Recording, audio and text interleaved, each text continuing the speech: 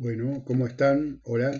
Bueno, vamos a continuar en este video analizando el riesgo agropecuario, no solo desde el punto de vista conceptual y en cuanto a maneras de caracterizarlo y de identificar los factores de riesgo, sino también en cuanto a al gerenciamiento de ese riesgo, cómo la empresa puede tomar decisiones para modificar esa estructura de riesgo. Como decíamos, nunca eliminar el riesgo porque si no, no habría empresa sin riesgo, no habría rentabilidad sin riesgo. Hay que estar dispuesto a correr determinados riesgos, pero se puede transformar, se puede modificar ese riesgo. Pero primero hay que caracterizarlo, hay que analizarlo. Así que vamos a empezar con la presentación. Bien, esto ya habíamos dicho, los distintos factores generadores de fuerzas de riesgo exógeno o riesgo de primer nivel, todo lo que tiene que ver con el mundo, con el país, con el sector y la región, y esto se vehiculizaba en tres impulsores o vectores de riesgo, que es el bioambiente, los mercados y la economía, y el riesgo social. Estos eran los factores de primer nivel que pueden ser vistos como amenazas para una empresa, ¿no? Como la probabilidad de que a futuro ocurra algún evento desfavorable, alguna contingencia desfavorable para alguna cuestión o para alguna actividad de la empresa. Y después decíamos que en relación a cómo se configuren estas cinco variables internas propias de la empresa, se puede gerenciar ese riesgo, se puede tomar decisiones, ¿no? Se puede dirigir la orquesta, digamos así, y por eso lo llamamos los factores de segundo nivel. Hay algunos más modificables que otros, pero en definitiva, articulándolos es que se puede gerenciar el riesgo. Y allí podremos hablar de exposición, vulnerabilidad e incluso riesgo adicional. ¿Por qué? Porque puede haber algún factor interno de la empresa que en vez de disipar o de manejar el riesgo exógeno, lo apalanca, lo multiplica, lo potencia. Por ejemplo, la estructura organizacional, ¿no? La ausencia de un liderazgo claro, la ausencia de un gerenciamiento eficiente, la mala comunicación que puede haber dentro de una empresa, la mala motivación o la escasa motivación del personal, bueno, factores más difíciles de cambiar en el corto plazo y que pueden ser apalancadores o disparadores de un riesgo adicional que se suma al riesgo exógeno de primer nivel, a las amenazas externas. Y decíamos que de todo esto, finalmente, este riesgo exógeno filtrado por las características propias de la empresa son las que determinaban en definitiva el riesgo particular en el cual cada empresa está, ¿no? ¿Qué riesgo sufre cada empresa? Es decir, que podemos hablar de las amenazas que están en el nivel exógeno, multiplicado por los factores internos que pueden modificar la exposición a ese riesgo. Yo puedo estar más o menos expuesto. Por ejemplo, si tengo un paraguas, voy a estar menos expuesto a la posibilidad de que llueva. Me va a afectar menos esa lluvia porque internamente armé mi paraguas, ¿no? Internamente tomé decisiones y estructuré mi empresa para minimizar ese factor de riesgo, la lluvia, por ejemplo, ¿no? O si tengo un equipo de riego para el caso de la sequía. También está la vulnerabilidad, es decir, ¿qué impacto generaría esa contingencia en mi empresa? ¿Tengo alguna manera de minimizar el impacto una vez que ocurrió el evento? La exposición es previa, la vulnerabilidad es posterior, más el riesgo adicional, que era lo que decíamos recién, que tal vez algún factor interno de la empresa puede ser multiplicador del riesgo exógeno. Podemos pensar entonces como en un embudo, ¿no? Que condensa estos factores exógenos de riesgo y finalmente determinan el riesgo de la empresa. El gerenciamiento entonces sería este embudo que permitiría manejar estas amenazas. ¿Qué sería la exposición al riesgo? O sea, ya dentro del gerenciamiento, ya manejando las variables internas, son acciones ex ante o preventivas, es decir, una prevención antes de que ocurra el hecho que puede ocurrir, el hecho adverso. Ejemplo, una malla antigranizo. Antes de que ocurra el granizo, en el caso, por ejemplo, de las vides en Mendoza, donde muchos de esos cultivos es tan alta la probabilidad de que caiga piedra, que es muy común que se instalen en los cultivos, en las vides, mallas antigranizo, de manera de prevenir la posibilidad de que ocurra esa contingencia, ¿no? El granizo. o hacer una venta a futuro. Entonces estoy previendo también la posibilidad de que los precios caigan y yo ya entonces definí un determinado precio por mi mercadería. La otra alternativa es la vulnerabilidad, reducir la vulnerabilidad a través del gerenciamiento del riesgo. Estas son acciones ex post, es decir, acciones posteriores o de intervención opcional, es una opción, que se toman o se implementan una vez que el hecho de riesgo ocurrió. Entonces, por ejemplo, el riesgo complementario. Si está ocurriendo una sequía, bueno, puedo regar. Si no hay sequía, no riego. Es decir, es una opción. Lo mismo operar en el mercado de opciones, en el mercado de futuro, ¿no? Comprar un put, por ejemplo, en el caso de un productor, de manera que si el precio del producto cae, ejerzo ese put, ejerzo esa opción, lo transformo en una venta a futuro y tengo un precio mínimo, ¿no? Tengo un piso para el precio. Si el precio en cambio subiera, no hago uso de la opción, la dejo expirar y a lo sumo habré perdido la prima, pero nada más. Es decir, todos estos fusibles que se accionan solo en el caso de que el factor de riesgo haya ocurrido en la realidad. Se actúa a posteriori de la contingencia. De esa manera estaríamos reduciendo la vulnerabilidad.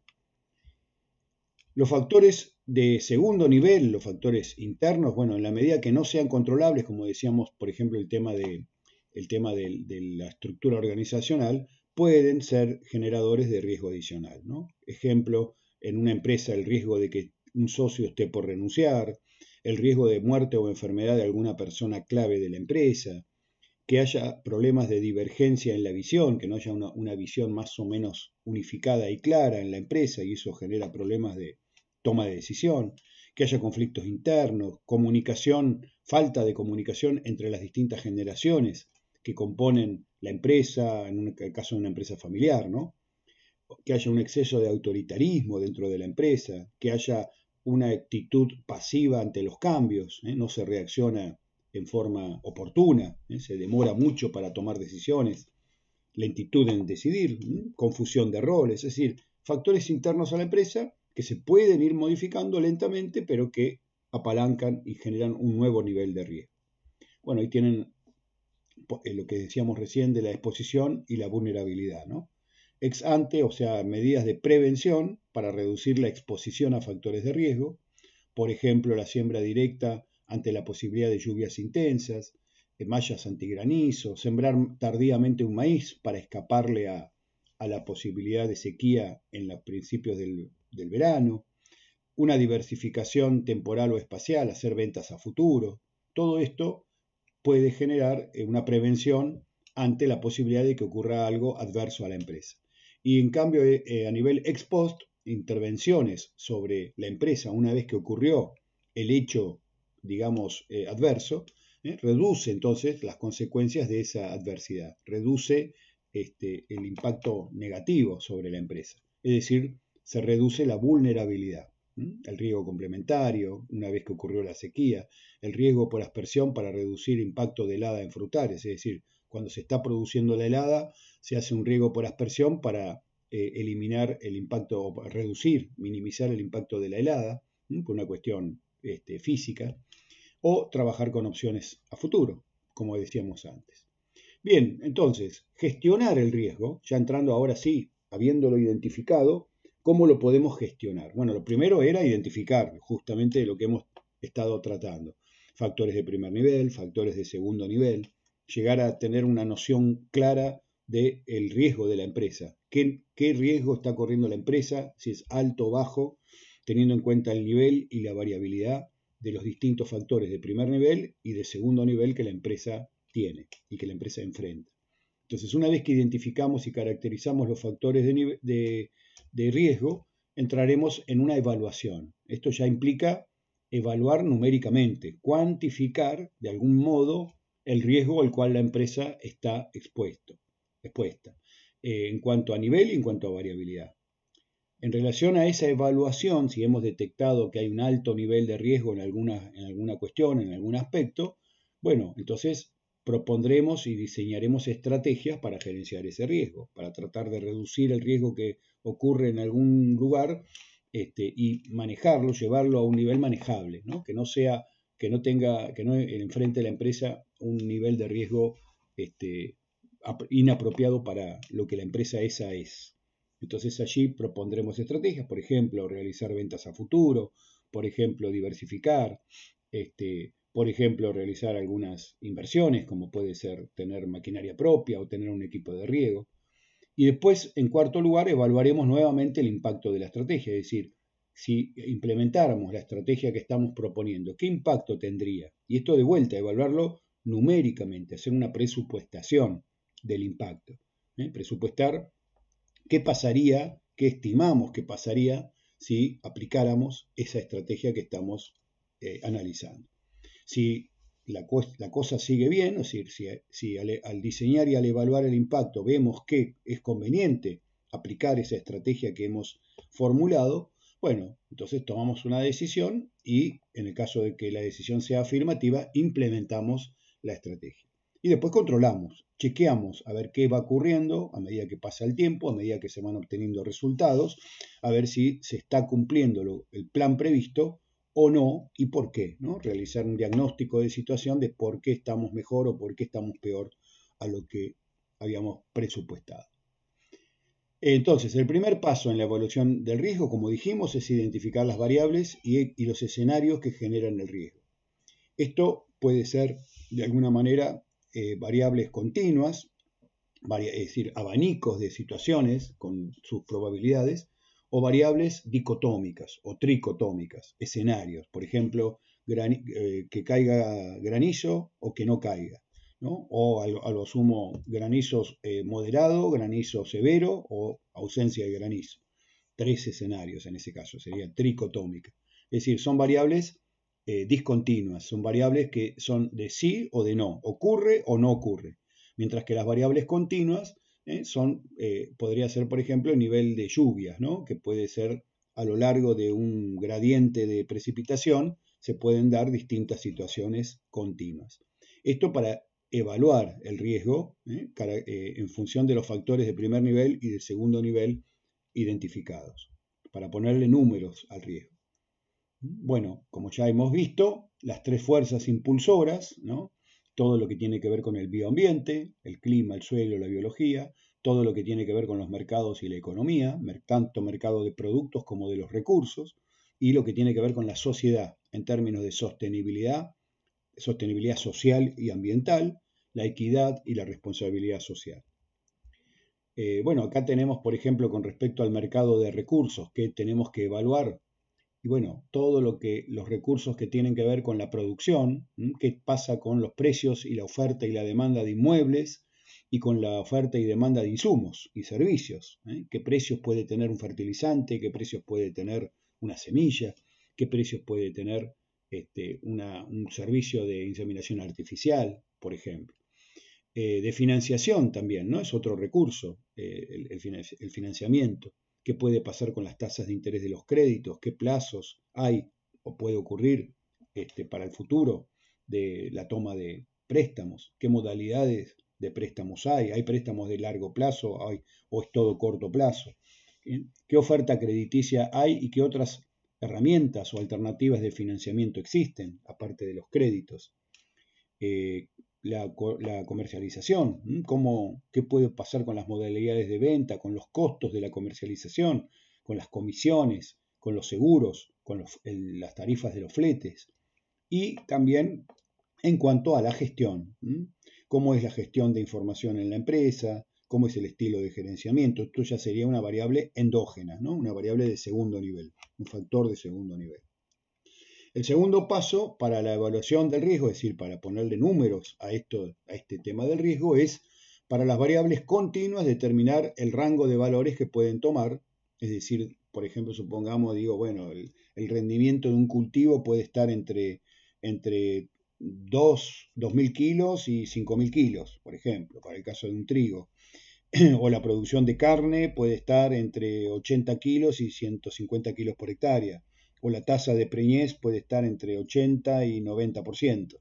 Es decir, por lo menos identificar un rango de valores posibles que podría ocurrir en la empresa y si es posible, la distribución de probabilidad. Esto no siempre es posible y depende del método que apliquemos de evaluación, o sea, de cuantificación del riesgo, pero si se pudiera, a su vez, a cada rango de valores, asignarle una distribución de probabilidad. Por ejemplo, decir, y el rinde que esté entre 2.500 y 3.000 kilos tiene un 40% de probabilidad, que supere los 3.000 kilos tiene un 20% de probabilidad y que esté por debajo de 2.500 kilos tiene un 30% de probabilidad. Entonces ahí ya estoy asignando probabilísticamente a cada rango, le estoy dando una importancia relativa distinta. Y para las variables dicotómicas, ¿cuáles serían los escenarios posibles? Y también, si se puede, su probabilidad de ocurrencia. Por ejemplo, ¿qué probabilidad hay de que haya una sequía o una sequía severa o, o un déficit hídrico severo o no? ¿Sí o no? Ahí tienen algunos ejemplos. Probabilidad e intensidad de sequía, helada, granizo, probabilidad e intensidad de ataque de plagas y enfermedades. Para los mercados, qué rango de precios se está previendo y sus probabilidades. Para la parte económica, si hay escenarios de devaluación, esto sería una dicotómica. Si hay probabilidad de alguna modificación impositiva, alguna normativa que pueda ser cambiada, alguna regulación, alguna prohibición, alguna cuotificación, algún subsidio que pueda en el futuro darse. La probabilidad de que ingrese un competidor en un mercado ya más diferenciado, ya saliendo de los commodities. ¿Qué riesgo legal hay? O sea, ¿qué riesgo hay de que se incumpla algún contrato? Si yo vendo con determinado acopiador o a determinado comprador, bueno, ¿qué riesgo tiene ese cliente en relación a la posibilidad de incumplimiento de contrato? ¿En qué situación se encuentra? Y bueno, en relación a la sociedad, ¿qué probabilidad hay de alguna crisis social, algún conflicto, alguna huelga, piquete? Probabilidad de una pandemia. Bueno, sabemos que los cisnes negros son difíciles de prevenir o de prever, pero algún otro tipo de pandemia o de problema así general, guerras, atentados, catástrofes globales. Esto es lo que a veces cuesta porque justamente entramos en el ámbito de lo impredecible. Y también debe considerarse las consecuencias que cada variable de riesgo puede tener para la empresa. Es decir, no solamente como veíamos acá, qué probabilidad hay de ocurrencia, si en la medida de lo posible, como decíamos, sino el efecto nivel. La anterior era el efecto variabilidad. Sino qué impacto tendría esos cambios, esas variaciones de variables sobre la empresa. Por ejemplo, como dice aquí, ¿no? Una reducción de precio en un producto no sería grave en un cultivo de alpiste si la proporción sembrada de este cultivo en la empresa fuera baja. Si tengo un campo de 500 hectáreas y solamente tengo 20 hectáreas con alpiste, bueno, que suba o baje el precio del alpiste no me va a incidir mayormente en la rentabilidad empresarial, con lo cual no estaría ahí corriendo un alto riesgo. Si en cambio tengo el 80% de la superficie sembrado con alpiste, bueno, es otra cuestión, ¿no? Sería otro nivel de riesgo. O una caída en la producción ganadera en un campo puede generar al revés efectos catastróficos en ese año si se trata de una empresa familiar de mediana escala que puede sobrellevarse, mientras que ese mismo problema podría sobrellevarse sin mayores contratiempos si fuera, en vez de ser una empresa familiar, fuera una empresa grande, importante, en donde los socios no tienen retiros comprometidos, o sea, pueden retirar de otros negocios que tuvieran. Bueno, y como dijimos antes, una variable dicotómica es aquella en la cual le asignamos simplemente probabilidad de ocurrencia a que ocurra el evento o a que no ocurra. A lo sumo la podremos dividir en tres: tricotómica, granizo severo, granizo moderado y ausencia de granizo, por ejemplo, ¿no?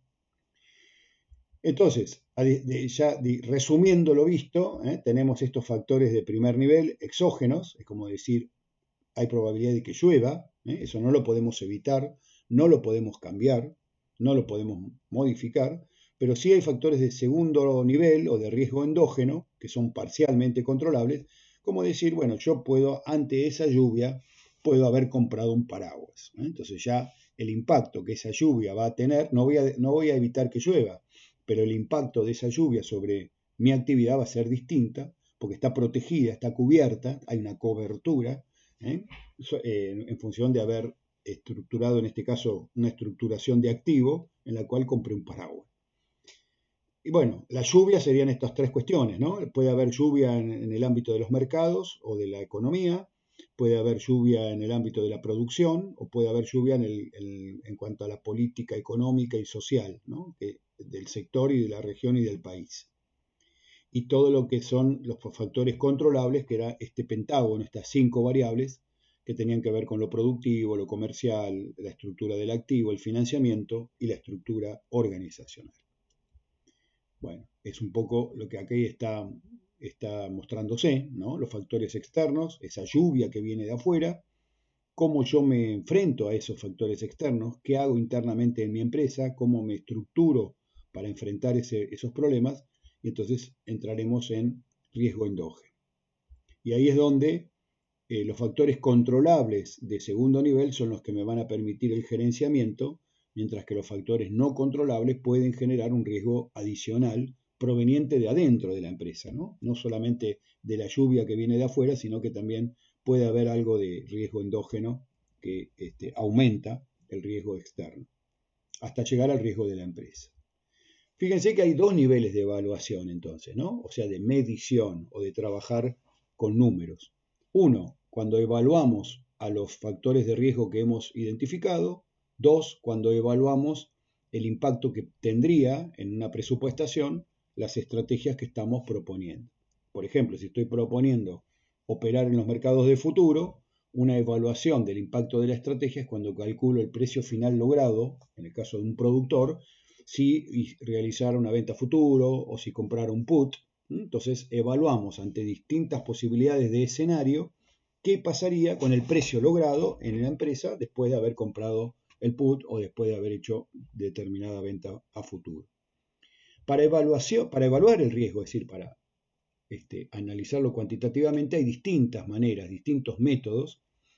Hay más estos son algunos de los métodos que nosotros vamos a ver, como por ejemplo el análisis de sensibilidad y el diagrama de araña y la identificación de los factores críticos, el análisis de escenarios, el punto de equilibrio, la matriz de decisión, el árbol de decisión o las tasas de descuento cuando agregamos una prima de riesgo, por ejemplo, a un proyecto de inversión que lo vemos como muy riesgoso, entonces le agregamos una prima de riesgo a la tasa de descuento con la cual actualizamos los valores. Y como método probabilístico, la simulación probabilística Monte Carlo, que ya más adelante vamos a ver. Bueno, ahí tienen aspectos que se podría evaluar para identificar los factores primarios de riesgo en relación al bioambiente, a los mercados y la economía y a lo social. En el bioambiente, cómo están las reservas de agua en el suelo. Esto es información que la puede suministrar el Servicio Meteorológico Nacional. Se puede entrar en su página.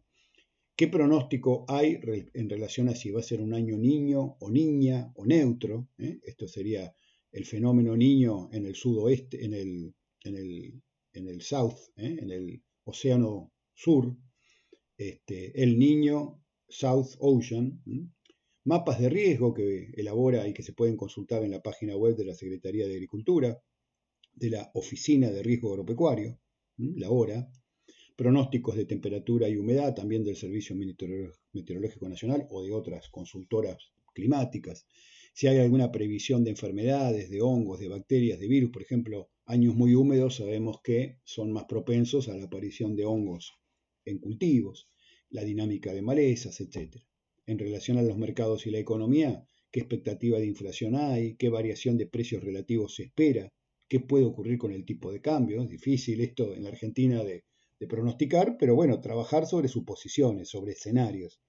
¿Cómo es la dinámica de los mercados en cuanto a los mercados nacionales e internacionales? Recordemos que los granos, el precio de los granos se fija en el mercado internacional, no en el mercado nacional, donde la oferta de producto, la oferta de grano surge de la producción, del stock inicial, y esto hay que contrastarlo contra la demanda prevista, ¿no? En relación a la oferta dada por la producción del año más los stocks remanentes o carry-over del año anterior en relación a lo que puede ocurrir con la demanda. ¿Qué expectativas hay de política económica y comercial? ¿Qué puede pasar con las exportaciones, importaciones, impuestos, tasas de interés? ¿Qué puede pasar con los competidores, con los sustitutos, con los productos complementarios, con los potenciales? Si aumenta el precio de un sustituto, puede ser una oportunidad para el que produce un producto sustitutivo porque se vuelve más competitivo su mercado. Si aumenta el precio de un producto complementario, en cambio es una amenaza, ¿no? Porque va a haber menos demanda para mi producto. ¿Qué puede pasar con los cambios de hábitos de consumo? Esto ya en lo social.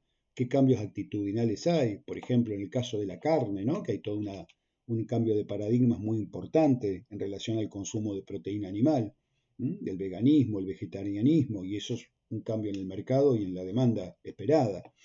¿Qué expectativa de conflictos y de estallidos sociales puede haber? Bueno, y si se pudiera, esto es difícil, pero si se pudiera estimar la probabilidad de un cisne negro, o por lo menos tener en cuenta que siempre puede haber efectos no previstos a la hora de plantear estrategias. Bueno, para gerenciar el riesgo, entonces, podemos pensar en distintas modalidades, en distintas estrategias de gerenciamiento del riesgo. Algunas de ellas trabajan básicamente sobre el efecto nivel, mejorando el efecto nivel. Otras trabajan sobre la variabilidad, reduciendo la probabilidad de ocurrencia. El efecto nivel puede ser, es decir, bueno, un aumento de rinde. Si yo estoy trabajando con alta tecnología, con buena tecnología, entonces en general tengo rindes con niveles iguales o mayores al promedio de la zona. Entonces, en definitiva, una caída de precio en ese producto no me va a afectar tanto como aquel que obtiene rindes bajos, porque el que tiene rinde bajo, encima que produce poco, vale poco. En cambio, si yo tengo una estructura tecnológica que me permite obtener un nivel alto de productividad y de producción, entonces voy a estar de alguna manera un poco más cubierto ante una caída de precio en el mercado que el que tiene rindes bajos. Eso sería trabajar sobre el efecto nivel. Para esto tenemos la estrategia de potenciar. Potenciar sería justamente esto que estaba diciendo, productividad, ¿no? Trabajar en términos de producir más en eficiencia, ser más eficiente a partir de un uso de tecnología adecuado, por ejemplo. Entonces, mejoro mi nivel, no cambio la variabilidad, no cambio la probabilidad de ocurrencia de eventos. Más drástico que esta estrategia de potenciación es el salto cuántico o el salto cualitativo, en donde directamente cambio de mercado. Por ejemplo, salgo del commodity, dejo de producir y de vender leche en un tambo y pongo mi fábrica de lácteos o mi fábrica de quesos. Entonces ya empiezo a desarrollar una marca, empiezo yo a fijar mi propio precio de venta. Salgo de estar en el mercado de commodities, ¿no? Dejo de ser un tomador de precios de mercado, cobro lo que me paguen, lo que la leche valga en el mercado y yo fijo mi propio precio, pero tengo que elaborar una estrategia de marketing y de posicionamiento. Es decir, entro en otro mundo, ¿no? en otro nivel, en otro plano de riesgo. Puede ser que hay factores de riesgo que cambian, que aumentan y otros que disminuyen. Manejo el precio, pero no voy a manejar el volumen vendido a ese precio. Es decir, cambiar de mercado, ¿no? Salir del mercado en el cual estaba. Diferenciarme, por ejemplo. Otra estrategia es la transferencia. Me saco de encima riesgo y se lo transfiero a otro que está dispuesto a tomarlo a cambio de un valor, a cambio de un costo para mí. Es decir, pagando un valor, pagando una prima, le transfiero parte de mi riesgo a un tercero. Y ese tercero toma ese riesgo. Sería un especulador que está está aumentando su riesgo a cambio de un ingreso. Básicamente acá tenemos los contratos de transferencia de riesgo, como por ejemplo los contratos de futuro, realizar una venta a futuro o una opción, o un seguro, tener asegurada la producción o un determinado nivel de seguro, o seguros de trabajo, no solamente seguros de producción, sino las ART, ¿no? La aseguración el aseguramiento de riesgos de trabajo, o bueno, o cualquier tipo de cobertura o de seguro, seguros médicos. Con esto estoy trabajando sobre la variabilidad, es decir, la variabilidad de los resultados de mi empresa, en este caso. No cambio el factor exógeno, no cambio que el hecho ocurra, no cambio que el rinde sea bajo, por ejemplo, ¿no? Por una sequía, o no cambio que un accidente ocurrió, un accidente de trabajo, pero sí cambio el impacto que que ese evento tendría sobre la situación, sobre la empresa. Es decir, estaría reduciendo la variabilidad económica, estaría reduciendo, en este caso, la variabilidad de los costos de la empresa o de los ingresos, en el caso del rendimiento. La autotransferencia es transferirme el riesgo a mí mismo, en el tiempo, es una transferencia temporal. Momentos buenos, momentos de auge, momentos de alta liquidez, cuando vendo algo, cuando tengo liquidez o cuando me está yendo bien económicamente, bueno, me mantengo un colchón, me hago un colchón, me hago una reserva de algo, de dinero, de pasto, de lo que fuera, de más para, por las dudas, estar en condiciones de afrontar después algún problema que pudiera ocurrir. Es decir, en las buenas no estoy tan bien, a cambio de en las malas no estar tan mal. Esta sería la definición de la cobertura. ¿Por qué? Porque hago más rollos cuando tengo mucho pasto, cuando me sobra el pasto, hago rollos, no solamente los rollos que preví que voy a tener después, que voy a necesitar después, sino un poco de más por las dudas. O un colchón financiero, ¿no? Tengo un poquito más de superávit, de excedente financiero, me manejo con un excedente financiero mensual mayor al previsto por las dudas. Está también la estrategia de la mitigación, que también trabaja sobre la reducción de la variabilidad, lo mismo que la anterior. En este caso la mitigación, o sea, la reducción del riesgo, y acá tiene que ver más que nada con cómo estructuro mi sistema productivo, qué nivel de diversificación aplico, qué flexibilidad tengo ante los cambios, si puedo volver a redecidir algunas cuestiones. Por ejemplo, el maíz es un cultivo mucho más flexible que otros, que el girasol, por ejemplo. ¿Por qué? Porque en el caso, si tengo ganadería, además de agricultura en el campo, en el caso de que, por ejemplo, el precio del maíz caiga, y puedo decidir, redecidir, no cosecharlo y hacer los hilos de maíz, o pastorearlo.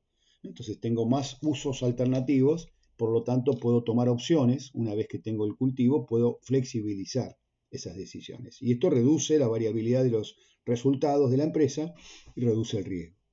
Puedo eludir otra estrategia, esto es directamente no entrar en un determinado negocio porque lo veo como muy riesgoso. Entonces, evalúo un proyecto de inversión y decido no entrar en él porque no estaría en condiciones mi empresa de... puede ser un muy buen negocio con altos niveles con un alto BAN o con una alta TIR, pero lo veo muy riesgoso. Entonces, digo, no, así como me puede ir muy bien, también me puede ir muy mal, y mi empresa en este momento no está en condiciones de afrontar ese nivel de riesgo. Entonces, no entro, no realizo ese negocio. Sería poner barreras de entrada, ¿no? al ingreso a ese negocio.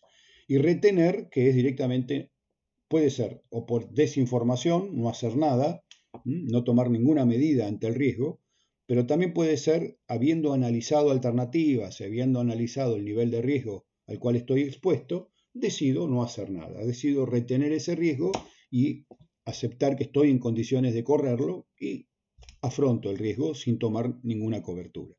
Es decir, una decisión razonada de retención del riesgo, pero ¿por qué? Porque lo he evaluado. O también, lo más peligroso sería una actitud pasiva de no haber evaluado nada, no haber tomado alternativas, entonces no hago operaciones en los mercados de futuro porque lo desconozco, o no tomo medidas para gerenciar el riesgo porque no lo evalué, entonces no sé qué nivel de riesgo estoy enfrentando y no hago nada frente a él. Eso puede ser bastante peligroso. Vamos a ver un poquito esto justamente, a desarrollar un poquito esta última estrategia, la de la retención. Esta, cuando es razonada, cuando es meditada, cuando surge de una decisión que se ha tomado explícitamente de retener el riesgo, bueno, muchas veces se hace porque se sabe que hay herramientas, existen disponibles de herramientas que permitirían ex post sobrellevar o recuperarse del hecho catastrófico.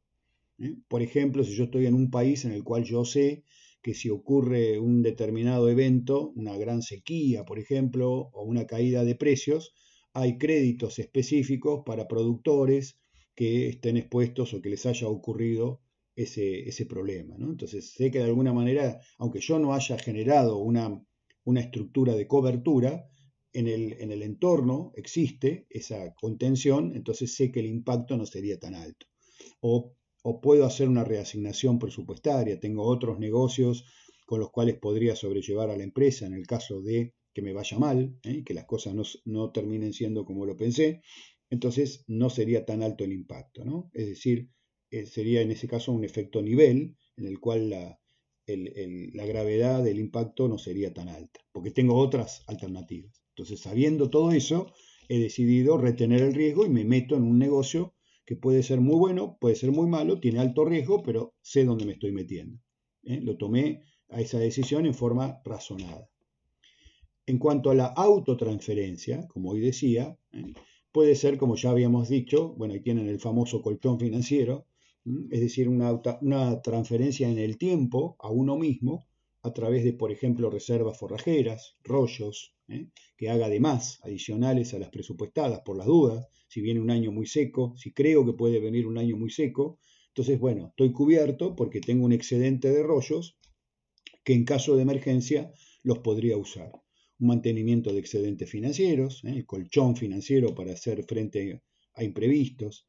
Tener una maquinaria un poco sobredimensionada puede ser también, es decir, en el caso de que trabaje con maquinaria propia, tener un poco de más de maquinaria para que en poco tiempo poder cumplir con los trabajos presupuestados, poder sembrar a tiempo en poco tiempo o poder pulverizar a tiempo en poco tiempo el cultivo. ¿Por qué en poco tiempo? Porque no siempre todos los días están aptos para trabajar. Por ahí hay un exceso de humedad o un faltante de humedad que hace que haya días que no pueda sembrar o haya días que no pueda trabajar. Entonces después me quedan poquitos días para cumplir con los tiempos, si no los rindes se me caen. Y entonces ese sobredimensionamiento de maquinaria de alguna manera es un factor que por un lado genera costos, pero por el otro lado genera beneficios porque me permite hacer las cosas bien, en tiempo y forma. Vayamos a la estrategia de reducción del riesgo, ¿no? Que lo habíamos asociado con esquemas de diversificación y de flexibilización de la producción. Bueno, en general cuando diversificamos, lo que estamos buscando son lograr interacciones compensatorias que reduzcan la variabilidad total. Es decir, tener alternativas, poner los huevos en distintas canastas, como se dice, en el sentido de que si me va mal con un negocio, puedo compensar con otro. Entonces no hago todo trigo, tengo trigo, maíz, girasol, soja, ganadería, tengo otras alternativas. Entonces si me va mal con una, a lo mejor con las otras compenso. En la medida que esas alternativas no estén correlacionadas entre sí, más probabilidad hay de diversificar. Porque si están correlacionadas, significa que si me va mal en una, es muy probable que me vaya mal en otras, o si me va bien en una, es muy probable que me vaya bien en otra.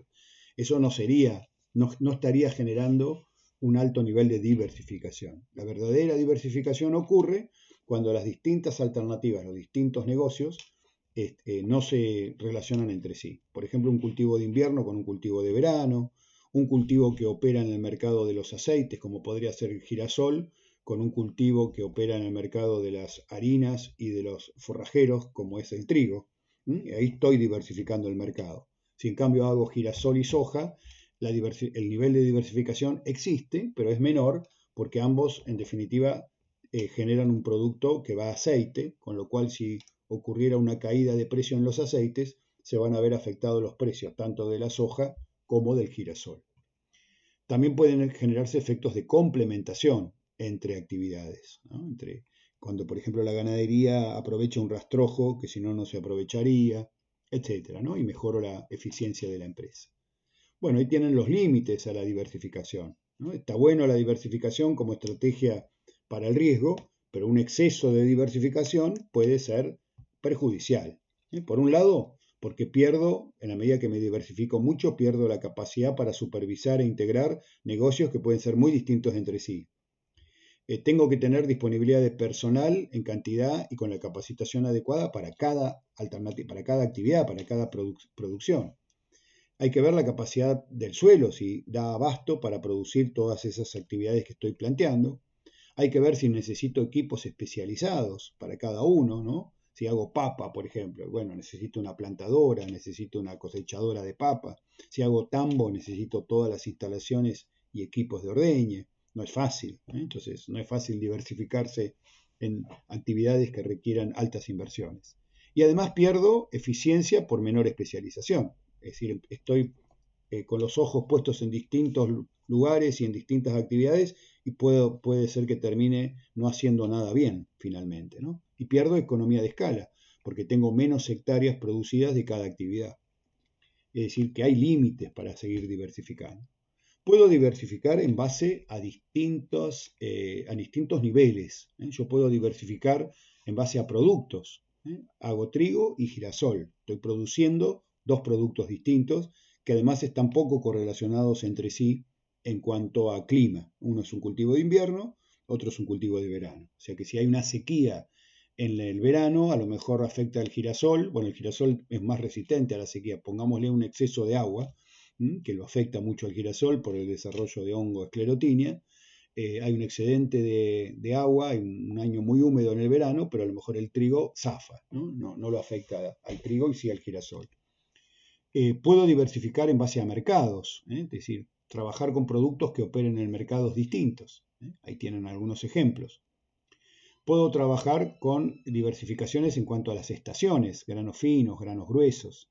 Puedo trabajar con diversificación en distintos sectores, no necesariamente hacer todo, operar en el sector primario. Puedo diversificar con actividades industriales, puedo diversificar incorporando servicios, tener un empleo fuera del predio, fuera de la empresa agropecuaria. Además de productor, soy, no sé, cajero en un banco o soy docente. Entonces tengo, de alguna manera, un ingreso que proviene de otro sector que no tiene que ver con mi rol de productor agropecuario. Puedo diversificar geográficamente, por ejemplo, alquilar un campo en Pergamino y producir allí, otro en Tandil, otro en el noroeste argentino, incluso hasta puedo diversificar el riesgo país y empezar a producir en otros países. Puedo combinar actividades con distintos niveles de riesgo, actividades de alto riesgo, entonces como me arriesgo con ese cultivo, por ejemplo la papa, agrego otra actividad que actuaría como de seguro o de estabilizador, que sé que tiene un nivel de variabilidad menor, como podría ser la cría vacuna. Entonces, acompaño, ¿no?, estratégicamente una actividad de alto riesgo con una que por lo menos de menor riesgo percibido. Puedo también diversificarme financieramente, acudiendo a diferentes fuentes de financiación, no dependiendo de un solo proveedor. Puedo generar excedentes en distintos momentos, complementación, es decir, la agricultura y la ganadería, por ejemplo, ¿no?, que me va generando, en algunos momentos tengo hacienda para vender, que me da liquidez, en otros momentos tengo granos para vender, entonces voy generando un flujo financiero bastante mensual, en donde voy generando ingresos financieros mensuales, debido a tener varias actividades que, debido a su distinto ciclo productivo, pueden generar liquidez en distintos momentos. Bueno, entrando en la transferencia, es decir, esto de los contratos, y bueno, acá básicamente vamos a pensar, sobre todo esto lo vamos a hacer, es recomendable una estrategia de transferir el riesgo a un tercero, le paso la posta a otro, es básicamente para riesgos de alto impacto. A veces la probabilidad de ocurrencia no es alta, pero si ocurriera esa contingencia, si ocurriera esa adversidad, tendría alto impacto sobre la empresa. Entonces, ahí es donde a lo mejor puedo tener, no sé, un seguro o una venta futuro para cubrirme ante una posible caída de precios. Básicamente, acá estamos hablando justo de esto, ¿no?, de contratos, realizar contratos. Bajo contrato le transfiero el riesgo a un tercero. Estos pueden ser contratos de compra-venta en los mercados de futuro, pueden ser contratos de venta, o también pueden ser contratos de venta. Podría ser cuando yo ya he vendido y ya está fijado un precio de antemano o las condiciones de venta de mi producto y ya tengo el comprador. Por ejemplo, pasa en la cebada cervecera, en donde ya bajo contrato se establecieron ciertas condiciones de venta de mi producto a esa cervecera, en la medida que se cumplan las condiciones de calidad para que esa cebada sea clasificada como cervecera. También la contratación de seguros y coberturas, seguros de producción, seguros antirriesgo, seguros del trabajo, ¿no?, aseguradoras de riesgo de trabajo, seguros de salud. Todas estas coberturas, recuerden que cobertura es no estar tan bien en las buenas. ¿Por qué? Porque pago una prima, porque pago una cuota, pero a cambio de eso no estoy tan mal en las malas. Si ocurre una contingencia adversa, no la sufro tanto porque tengo esa cobertura que me permitirá reducir el impacto o el efecto negativo de esa contingencia. Hay veces que la cobertura o la transferencia se puede realizar hacia el Estado. Esto depende, obviamente, de decisiones del Estado y de política estatal, ¿no? de cómo sea la normativa del Estado. En el caso de la Argentina, por ejemplo, esta cobertura de riesgo por intervención estatal, o sea, una transferencia hacia el Estado de riesgo, en otros países hay muchas más alternativas, de precios sostén, precios mínimos, pero en la Argentina tenemos el régimen de emergencia o desastre agropecuario. Emergencia es cuando, debido a alguna catástrofe climática, una extrema sequía, por ejemplo, o una extrema inundación, se estima que el 50% o más de la capacidad productiva ha sido afectada. Y el desastre agropecuario se declara cuando la capacidad productiva se ve afectada en el 80% o más. En este caso, podría haber aportes no reembolsables de fondos, es decir, me dan fondos para que pueda manejar y sobrellevar la contingencia en mi empresa, no reembolsable. Puede haber créditos con una tasa más barata porque están subsidiados para determinadas producciones que estén declaradas bajo el régimen de emergencia o desastre. Puede haber una postergación de impuestos, que durante este año no los pago, pero después lo tengo que pagar el año que viene, lo que este año no pagué. Eso cuando se declaró el régimen de emergencia. Cuando se declaró el régimen de desastre, ahí sí puede llegar a haber una exención impositiva, o sea, directamente no que se pague el año que viene, sino que no se pague.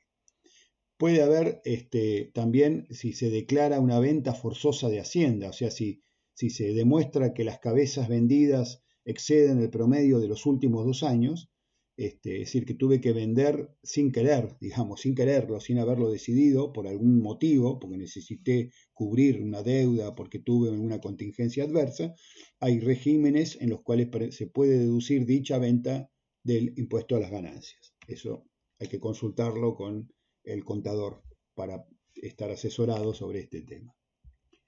Bien, vamos a hablar entonces de la transferencia del riesgo trabajando con seguros y mercados de futuro en el próximo video. Vamos a continuar entonces, vamos a dejar este video ahora acá y en el próximo video ya nos vamos a abocar más específicamente a cómo gerenciar el riesgo mediante esta modalidad de transferencia, sobre todo contratando seguros. Vamos a ver distintos tipos de seguros, que son los seguros paramétricos, que son seguros que se están proponiendo, no hay mucho todavía de ellos, pero podría ocurrir en un futuro que creciera bastante este tipo de contratación de seguros. Bueno, y un poco una introducción a los mercados de futuros, que son temas que en clase ustedes los van a ir viendo un poco más detalladamente. Así que dejamos acá y continuamos en el próximo video con la transferencia del riesgo a terceros a través de contratos. Gracias, hasta luego.